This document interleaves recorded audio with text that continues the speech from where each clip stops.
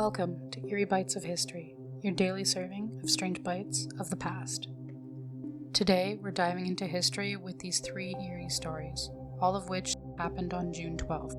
Let's begin. On June 12th, 2009, a tall, middle-aged man with grey hair and a formal demeanor arrived at the bus station in Derry, North Ireland. He took a bus to Siglo, where he checked into the city hotel using the name Peter Bergmann and listed a fake address in Austria. No matching records for that name or address were ever found. Over the next 3 days, he exhibited increasingly strange behavior. Surveillance footage later revealed that Bergmann systematically walked around town, often carrying a purple plastic bag from his hotel. He was observed disposing of the contents of this bag into various public trash bins, and he's always managed to avoid being caught on the camera, actually placing items in the bin. Whatever he discarded has never been retrieved or identified. Bergmann also visited the local post office and appeared to mail a letter, but no recipient ever came forward. He was seen walking alone the local beach on the evening of June 15th. Early the next morning, his body was discovered on the beach. An autopsy revealed that he had died from drowning. His body bore no signs of trauma or struggle. He had claimed he was in Ireland for rest and recovery, but no illness was ever found. Toxicology screening was also negative, and only particular thing about him was that all identifying tags had been removed from his clothing,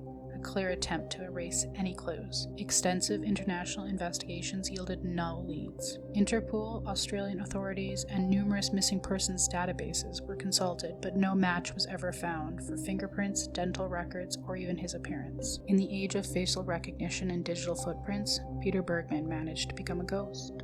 On June 12, 1927, the body of Emily Patterson, a pastor's wife, was found strangled and sexually assaulted in her Winnipeg, Manitoba home. Her murder was attributed to Earle Leonard Nelson, a notorious American serial killer known as the Gorilla Killer, a reference to his hulking build and abnormal strength and the way he attacked his victims. Nelson's killing spree had spanned multiple U.S. states and Canadian provinces, leaving a trail of dozens of women murdered in eerily similar circumstances. His preferred victims were landladies, often middle-aged or elderly women who he would approach under the guise of renting a room. Once inside their homes, he would strangle them with his bare hands and often violate their bodies. He had no fixed residence and used aliases, frequently changing his appearance to make him nearly impossible to track. After Emily's murder, Canadian authorities worked with American law enforcement, launching a coordinated manhunt. Nelson was arrested just 4 days later on June 16th in Manitoba. Despite his arrest, Nelson remained calm and eerily polite, often reading religious text and quoting scripture. He never confessed to the crimes, and Nelson was tried and convicted. He was executed by hanging on January 28th at the age of 30. The full extent of his crimes remains unknown. He was officially linked to 22 murders. Law enforcement believes that number is actually 30, with many of those cold cases sharing the same brutal, ritualistic hallmarks. But due to a lack of coordination between police departments, these murders have left